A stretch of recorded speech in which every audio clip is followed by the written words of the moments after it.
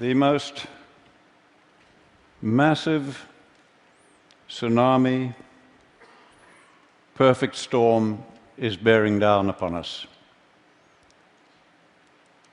This perfect storm is mounting a grim reality, increasingly grim reality, and we are facing that reality with a full belief that we can solve our problems with technology, and that's very understandable. Now, this perfect storm that we are facing is the result of our rising population, rising towards 10 billion people, land that is turning to desert, and of course, climate change.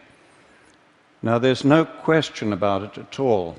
We will only solve the problem of replacing fossil fuels with technology. But fossil fuels, carbon, coal, and gas, are by no means the only thing that is causing climate change.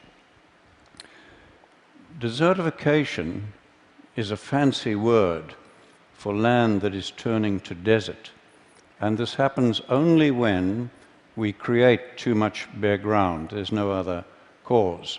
And I intend to focus on most of the world's land that is turning to desert. But I have for you a very simple message that offers more hope than you can imagine.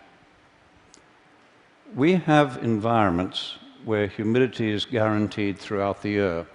On those, it is almost impossible to create vast areas of bare ground, no matter what you do.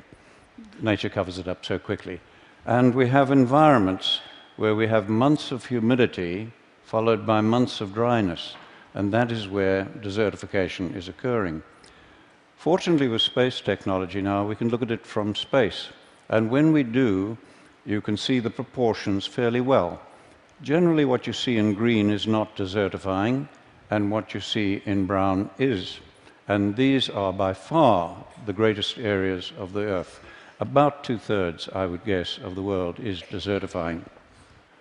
I took this picture in the Tihama Desert while 25 millimeters, that's an inch of rain, was falling. Think of it in terms of drums of water, each containing 200 liters. Over 1,000 drums of water fell on every hectare of that land that day. The next day, the land looked like this. Where had that water gone? Some of it ran off as flooding, but most of the water that soaked into the soil simply evaporated out again, exactly as it does in your garden if you leave the soil uncovered. Now, because the fate of water and carbon are tied to soil organic matter, when we damage soils, you give off carbon. Carbon goes back to the atmosphere. Now, you are told over and over, repeatedly, that desertification is only occurring in arid and semi-arid areas of the world, and that tall grasslands like this one, in high rainfall, are of no consequence.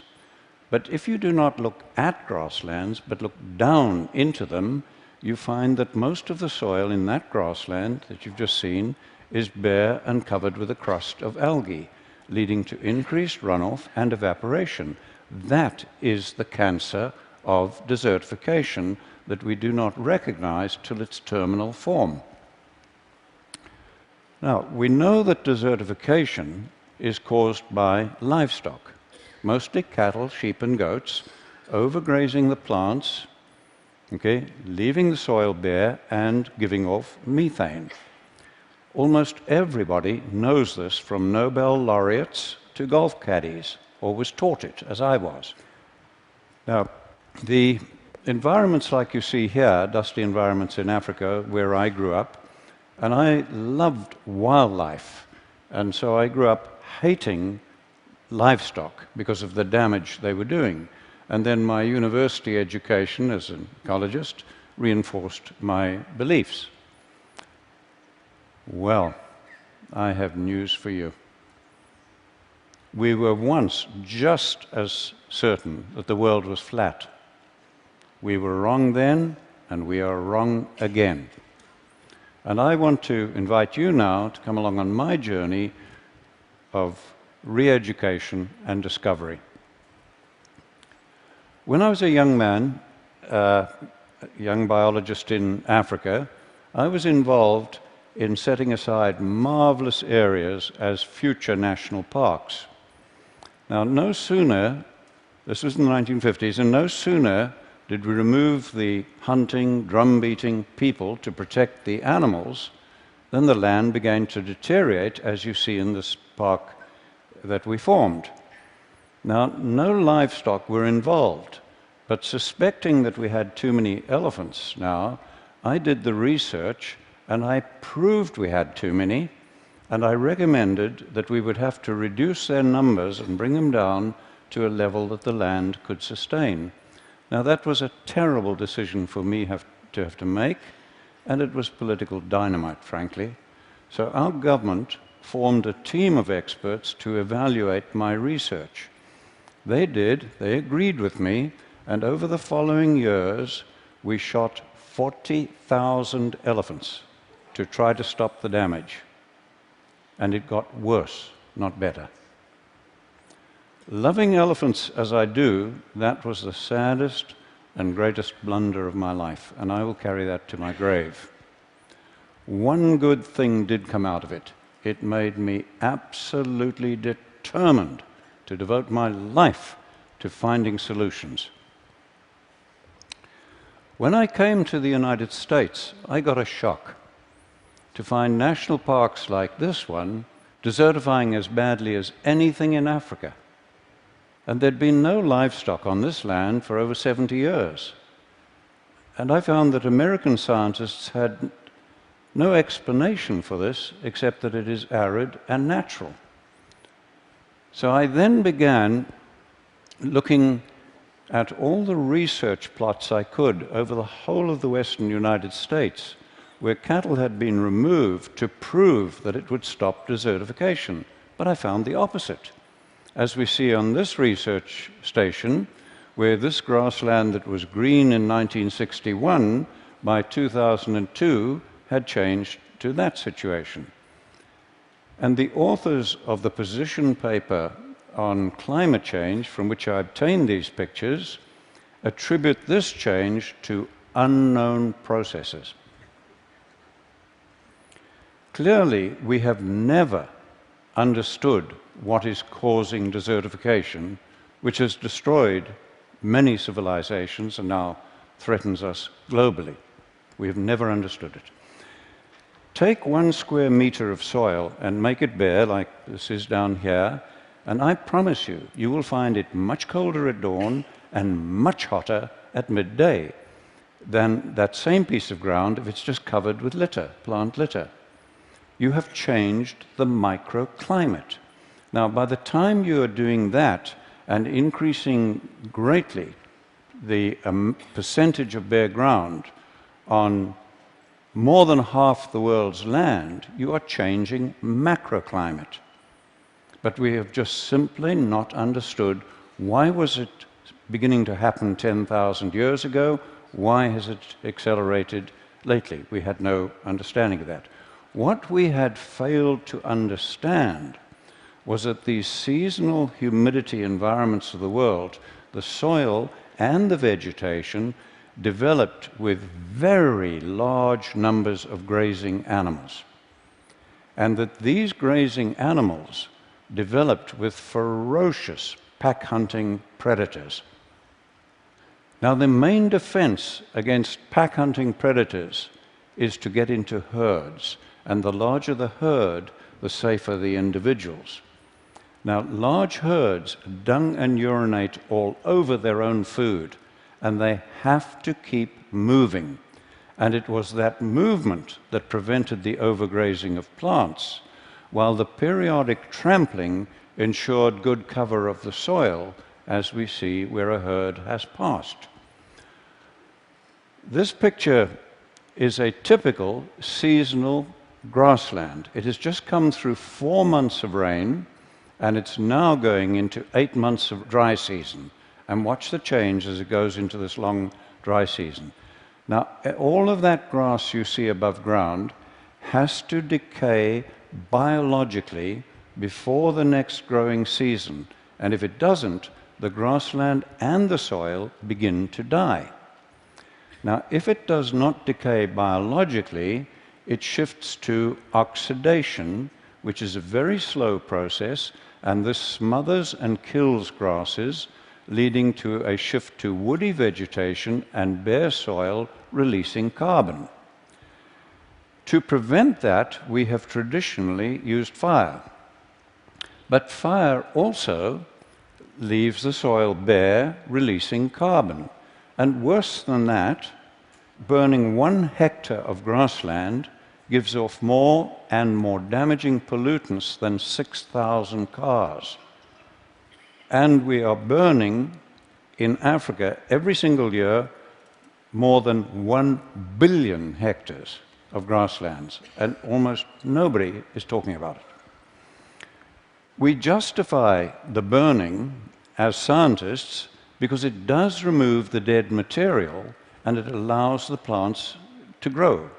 Now, looking at this grassland of ours that has gone dry, what could we do to keep that healthy? And bear in mind, I'm talking of most of the world's land now. Okay? We cannot reduce animal numbers to rest it more without causing desertification and climate change. We cannot burn it without causing desertification and climate change. What are we going to do?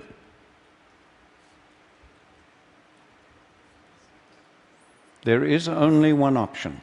I repeat to you, only one option left to climatologists and scientists, and that is to do the unthinkable and to use livestock, bunched and moving, as a proxy for former herds and predators and mimic nature. There is no other alternative left to mankind. So let's do that. So on this bit of grassland, we'll do it, but just in the foreground. We'll impact it very heavily with cattle to mimic nature, and we've done so, and look at that. All of that grass is now covering the soil as dung, urine, and litter or mulch, as every one of the gardeners amongst you would understand, and that soil is ready to absorb and hold the rain, to store carbon, and to break down methane. And we did that without using fire to damage the soil, and the plants are free to grow. When I first realized that we had no option as scientists but to use much vilified livestock to address climate change and desertification, okay, I was faced with a real dilemma. How were we to do it? We'd had 10,000 years of extremely knowledgeable pastoralists bunching and moving their animals, but they had created the great man-made deserts of the world. Then we'd had 100 years of modern range science, and that had accelerated desertification, as we first discovered in Africa and then confirmed in the United States, and as you see in this picture of land managed by the federal government. Clearly more was needed than bunching and moving the animals, and humans, over thousands of years, had never been able to deal with nature's complexity. But we biologists and ecologists had never tackled anything as complex as this. So rather than reinvent the wheel, I began studying other professions to see if anybody had. And I found there were planning techniques that I could take and adapt to our biological need, and from those I developed what we call holistic management and planned grazing, a planning process. And that does address all of nature's complexity and our social, environmental, economic complexity. Today, we have young women like this one teaching villagers in Africa how to put their animals together into larger herds, plan their grazing to mimic nature, and where we have them hold their animals overnight, we run them in a predator-friendly manner, because we have a lot of lions and so on, and where they do this and hold them overnight to prepare the crop fields, we're getting very great increases in crop yield as well. Let's look at some results. This is land close to land that we manage in Zimbabwe. It has just come through 4 months of very good rains, it got that year, and it's going into the long dry season. But as you can see, all of that rain, almost all of it, has evaporated from the soil surface. Their river is dry despite the rain just having ended, okay? And we have 150,000 people on almost permanent food aid. Now let's go to our land nearby on the same day with the same rainfall and look at that. Our river is flowing and healthy and clean, it's fine. The production of grass, shrubs, trees, wildlife, everything is now more productive, and we have virtually no fear of dry years. And we did that by increasing the cattle and goats 400%, planning the grazing to mimic nature and integrate them with all the elephants, buffalo, giraffe, and other animals that we have. But before we began, our land looked like that. This site was bare and eroding for over 30 years, regardless of what rain we got. Okay? Watch the marked tree and see the change as we use livestock to mimic nature. This was another site where it had been bare and eroding, and at the base of the marked small tree, we had lost over 30 centimeters of soil, okay? And again, watch the change just using livestock to mimic nature. And there are fallen trees in that now because these are now, the better land is now attracting elephants, etc. This land in Mexico was in terrible condition, and I've had to mark the hill because the change is so profound.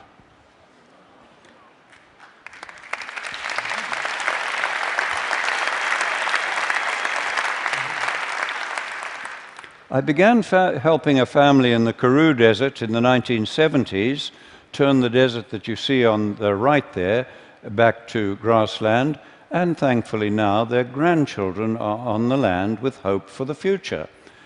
And look at the amazing change in this one, where that gully has completely healed using nothing but livestock mimicking nature, and once more we have the third generation of that family on that land with their flag still flying. The vast grasslands of Patagonia are turning to desert, as you see here. The man in the middle is an Argentinian researcher, and he has documented the steady decline of that land over the years as they kept reducing the sheep numbers. They put 25,000 sheep in one flock, really mimicking nature now, with planned grazing, okay, and they have documented a 50% increase in the production of the land in the first year. We now have in the violent Horn of Africa pastoralists planning their grazing to mimic nature and openly saying it is the only hope they have of saving their families and saving their culture. 95% of that land can only feed people from animals. I remind you that I am talking about most of the world's land here that controls our fate, including the most violent region of the world where only animals can feed people from about 95% of the land. What we are doing globally is causing climate change as much as, I believe, fossil fuels, and maybe more than fossil fuels. But worse than that, it is causing hunger, poverty, violence, social breakdown, and war. And as I am talking to you, millions of men, women, and children are suffering and dying. And if this continues, we are unlikely to be able to stop the climate changing even after we have eliminated the use of fossil fuels. I believe I've shown you how we can work with nature at very low cost to reverse all this. We are already doing so on about 15 million hectares on 5 continents. And people who understand far more about carbon than I do calculate that for illustrative purposes, if we do what I'm showing you here, we can take enough carbon out of the atmosphere and safely store it in the grassland soils for thousands of years. And if we just do that on about half the world's grasslands that I've shown you, we can take us back to pre-industrial levels while feeding people. I can think of almost nothing that offers more hope for our planet, for your children, and their children, and all of humanity. Thank you.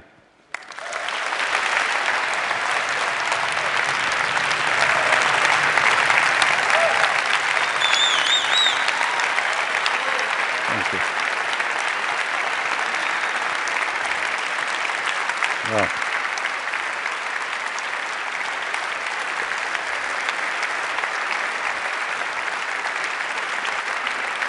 Thank you, Chris.